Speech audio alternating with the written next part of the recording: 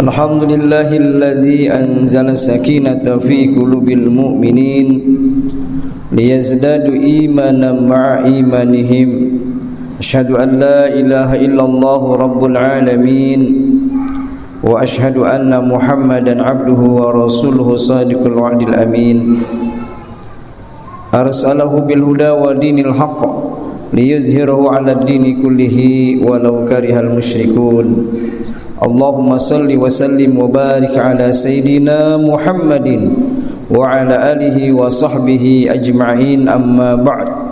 Fa ya ibadallah, usikum wa nafsi bittaqwallah faqad fazal muttaqun.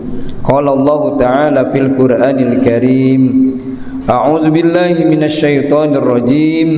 Bismillahirrahmanirrahim. Ya ayyuhalladzina amanu taqullaha haqqa tuqatih wa la tamutunna illa wa antum muslimun. Wa qala ta'ala, ya ayyuhalladzina amanu taqullaha wa qulu qawlan sadida yuslih lakum a'malakum wa yaghfir lakum dhunubakum wa may yuti'illaha wa rasulahu faqad faza fawzan 'azima. Sadaqallahul azim. Ma'asyiral muslimin, jamaah Jumat rahimakumullah. Tidak henti-hentinya kita memanjatkan puji dan syukur kehadirat Allah Subhanahu wa taala atas segala kenikmatan-kenikmatan yang telah diberikan kepada kita, nikmat iman, nikmat Islam, taufik dan hidayahnya. Semoga nikmat-nikmat tersebut senantiasa mengiringi langkah kehidupan kita dalam mengabdi kepada Allah Subhanahu wa taala. Amin ya rabbal alamin. Salawat serta salam semoga tercurah kepada Nabi kita Muhammad sallallahu alaihi wasallam. Hadirin jamaah Jumat rahimakumullah. Dalam sebuah hadis Rasulullah sallallahu alaihi wasallam mengatakan bahwa ada 6 perkara yang dapat merusak amal ibadah kita.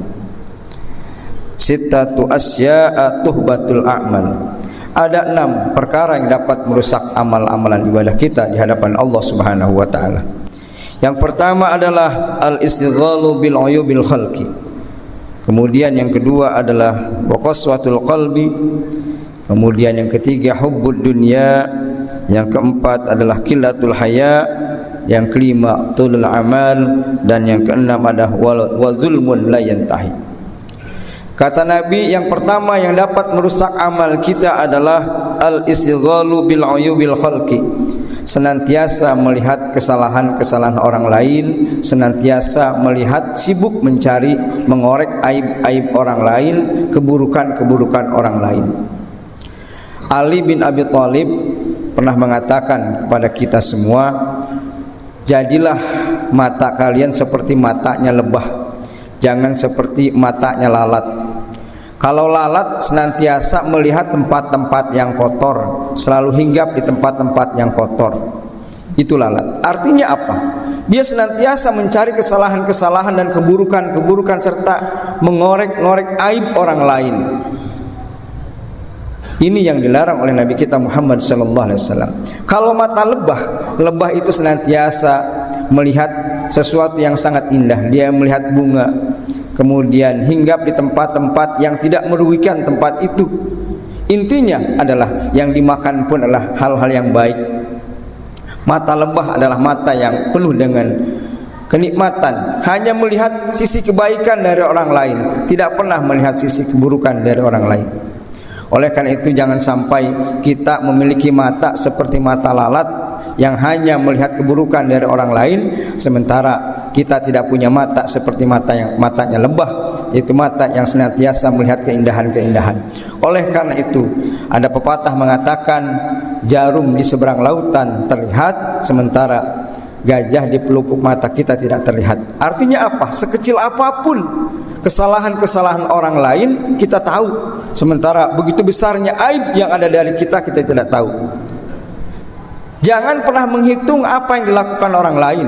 Kenapa? Karena ketika dihisab nanti Allah tidak bertanya tentang orang lain, tapi Allah bertanya tentang kita. Ibda binafsik, Hasibu anfusakum qabla an tuhasabu, kata Umar bin Khattab. Hisab diri kamu, jangan menghisab-hisab orang lain, karena Allah nantinya akan menghisab kamu. Sementara orang lain biarkan dengan hisabannya.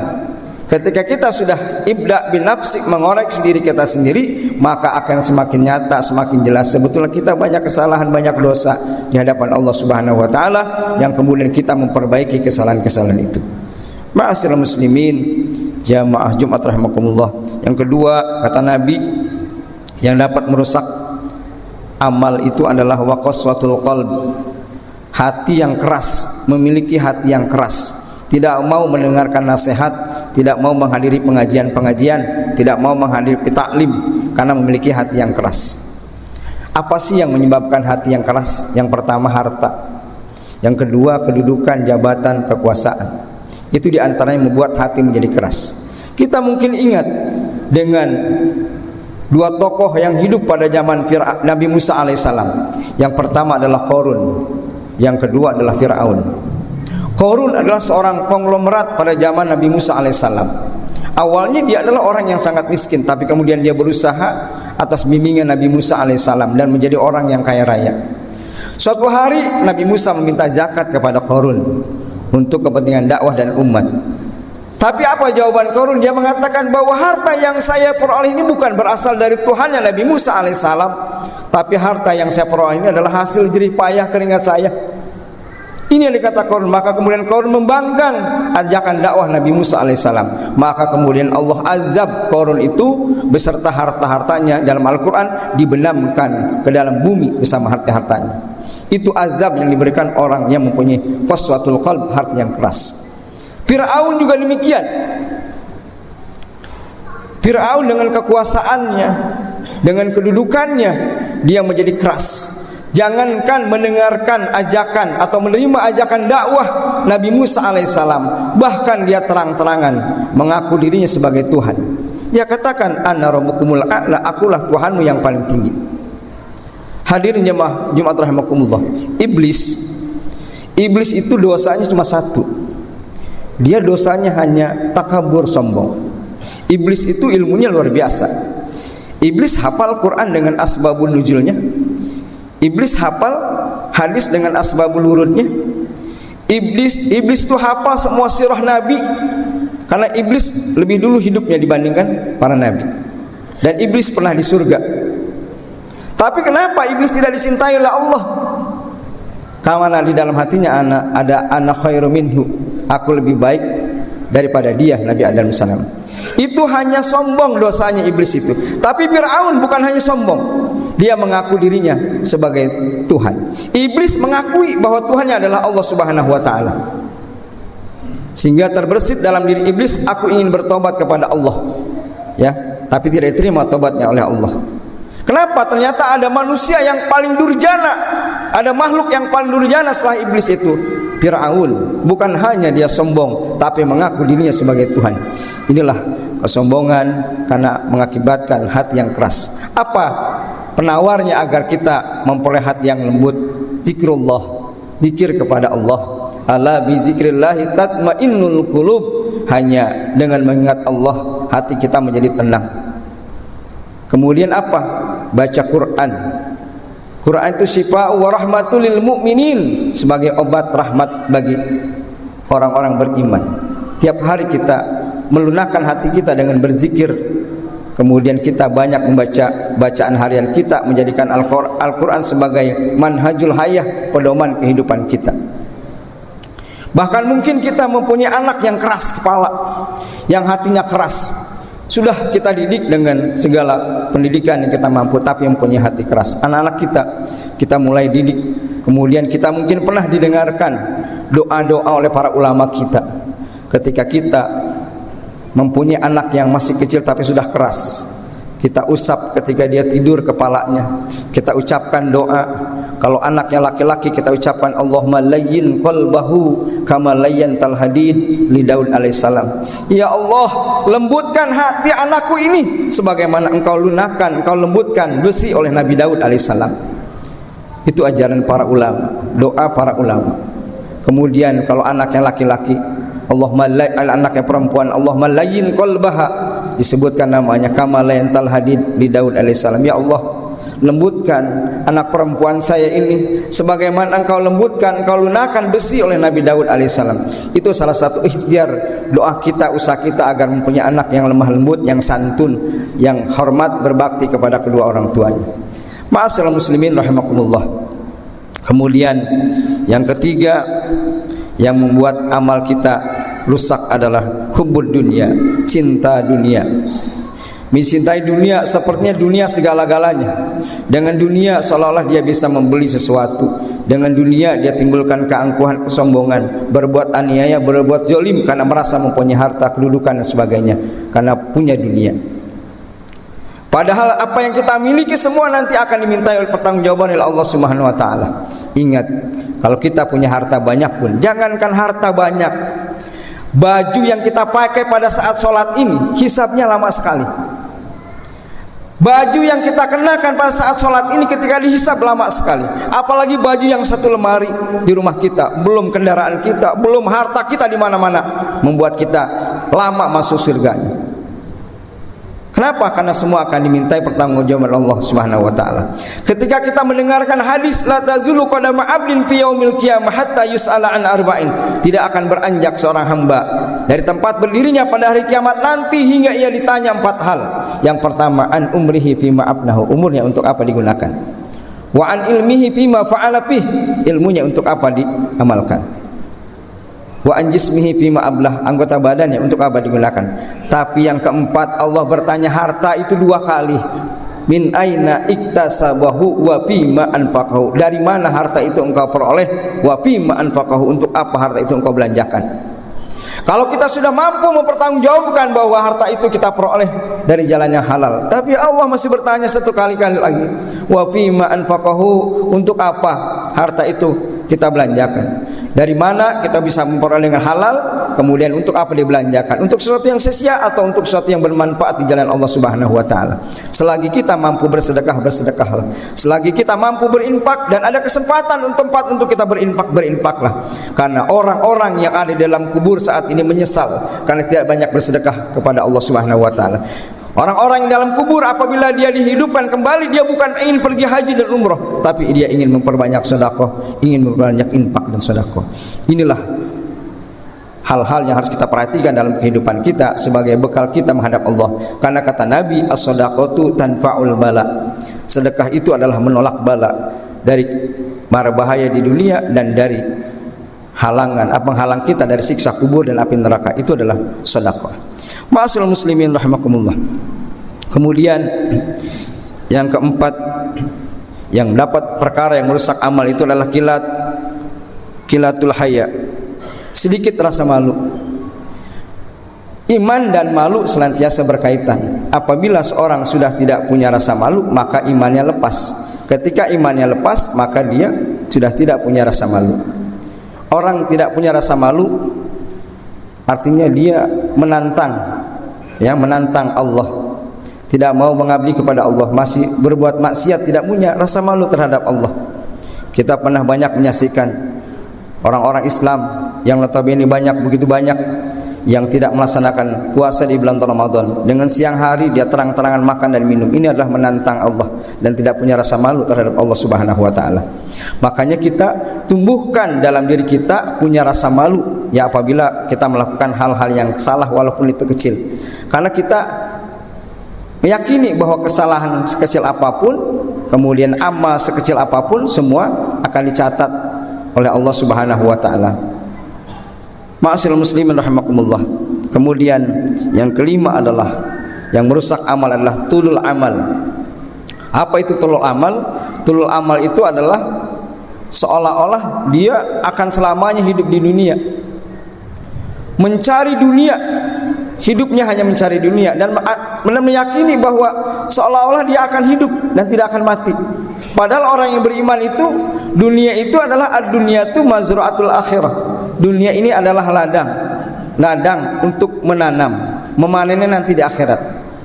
Kata Nabi, man kana ti dunya hamman, siapa yang hidupnya hanya untuk dunia, kata Nabi, barakallahu alaihi amroh, maka Allah akan mencerai-beraikan urusannya. Dari pagi ketika dia mau berangkat yang dipikirkan dunia, siang dipikirkan dunia, malam dimikirkan dunia. Ini sangat berbahaya. Ya, karena kita meyakini bahwa semua akan berakhir dan semua ada masanya. Kita meyakini bahwa kita tidak akan hidup selamanya di dunia dan kita akan mengalami sebuah fase yang namanya kematian. Bagi kita sebagai orang beriman, kematian bukan akhir dari sebuah kehidupan, tapi kematian adalah awal dari sebuah kehidupan yang sangat lama dan sangat panjang, yaitu kehidupan akhirat. Di sana hanya ada dua tempat, surga dan neraka. Pilihan ada di tangan kita. Kalau selama ini kita berpikir bagaimana hidup enak, sah-sah saja. Bagaimana hidup bahagia, sah-sah saja. Karena itu kita manusia. Tapi mulailah berpikir saat ini bagaimana mati yang enak, bagaimana hidup yang enak di kehidupan selanjutnya. Mati yang enak, mati dalam keadaan husnul khotimah. Husnul khotimah tidak datang tiba-tiba, tapi direncanakan dari sekarang. Kita banyak menanam kebaikan-kebaikan, kemudian kita menanamnya di akhirat nanti. Inilah kita banyak berbekal untuk kehidupan, karena kematian tidak ada yang pernah tahu. Kematian adalah rahasia Allah Subhanahu wa taala. Kadangkala ada orang yang sudah berumur panjang, sakit-sakitan, tapi umurnya masih tak panjang. Tapi ada juga orang yang anak yang baru dilahirkan sudah dipanggil oleh Allah Subhanahu wa taala. Itulah rahasia Allah semuanya. Oleh karena itu, yang perlu kita lakukan adalah menyikapi kematian. Apa yang sudah kita persiapkan menghadapi kematian itu? Karena kita selalu berdoa kepada Allah, Allahumma inna nas'aluka husnul khatimah wa na'udzubika min syarril akibati wa su'il khatimah bi jahi Nabi Muhammad sallallahu alaihi wasallam wa bi kalimatit thayyibah la ilaha illallah. Itulah akhir kita ingin ucapkan kalimat la ilaha illallah, mati dalam keadaan yang baik di hadapan Allah dengan lisan yang masih basah menyebut kalimat Allah la ilaha illallah Muhammadur Rasulullah. Hadirin jamaah Jumat rahimakumullah, yang terakhir yang dapat merusak amal, perkara yang merusak amal kita adalah wa zulmun la yantahi. Senantiasa berbuat kezoliman, tidak pernah berhenti. Zolim di mana-mana berbuat zolim. Atasan berbuat zolim kepada kebawahan, atau kita mengambil hak orang lain, memakai hak orang lain tanpa izin dan sebagainya, itu juga sebuah kezaliman. Hati-hati dengan kezaliman. Karena kata Nabi ada dua dosa yang disegerakan di hukumannya di dunia. Yang pertama adalah zolim. Kenapa demikian? Kalau kita berbuat zolim kepada orang lain, kemudian orang tersebut merasa tersakiti dan berdoa kepada Allah atas kezaliman yang kita lakukan, itu doanya diistijabah oleh Allah Subhanahu wa taala. Apalagi kemudian dia merasa tersakiti, benar-benar sakit, kemudian dia melakukan mubahalah. Ini juga sangat berbahaya buat kita kalau kita melakukan kezoliman kepada orang lain. Makanya hati-hati kita terhadap kezoliman yang kita lakukan, karena hukuman yang disegerakan di dunia. Yang kedua, hukuman yang disegerakan dunia adalah durhaka kepada kedua orang tua. Akhirnya kita berharap kepada Allah Subhanahu wa taala, mudah-mudahan kita tidak mempunyai sifat yang senantiasa menyebut kesalahan orang lain, tidak keras hati, tidak hubul dunia, tidak kilatul haya, tidak tulul amal, dan tidak wazulmun la yantahi. Kita semua adalah hamba-hamba Allah yang senantiasa mengharapkan ridha Allah Subhanahu wa taala, dan kita berharap ketika kita menghadap Allah nanti dalam keadaan husnul khatimah. Amin ya rabbal alamin. Barakallahu li wa lakum fil Qur'anil azim wa nafa'ani wa iyyakum bima fihi minal ayati wa zikril hakim. Aqulu qouli hadza wa astaghfirullah azim li wa lakum wa lisairil muslimin wal muslimat wal mu'minin wal mu'minat fastaghfiruhu innahu wal ghafurur rahim.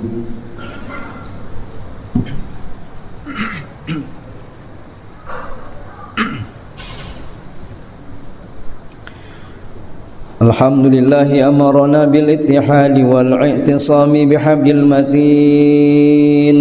Asyhadu an la ilaha illallah wahdahu la syarika lah. Iyyahu na'budu wa iyyahu nasta'in.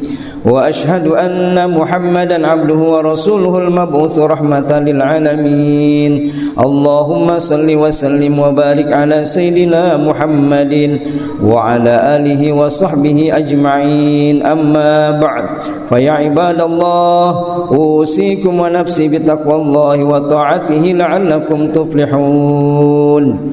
Wa alamu anna Allah shalla ala nabi qalima wa qala ta'ala inna الله وملائكته يصلون على النبي يا أيها الذين آمنوا صلوا عليه وسلموا تسليما اللهم صل على سيدنا محمد وعلى آل سيدنا محمد كما صليت على إبراهيم وعلى آل إبراهيم وبارك على محمد وعلى آل محمد كما باركت على إبراهيم وعلى آل إبراهيم في العالمين إنك حميد مجيد وارض الله علماء الخلفاء الراشدين أبي بكر وعمر وعثمان وعلي وعلى بقية الصحابة والتابعين والتابعين ومن تبعهم بإحسان إلى يوم الدين ومعهم برحمتك يا أرحم الراحمين اللهم اغفر للمؤمنين والمؤمنات والمسلمين والمسلمات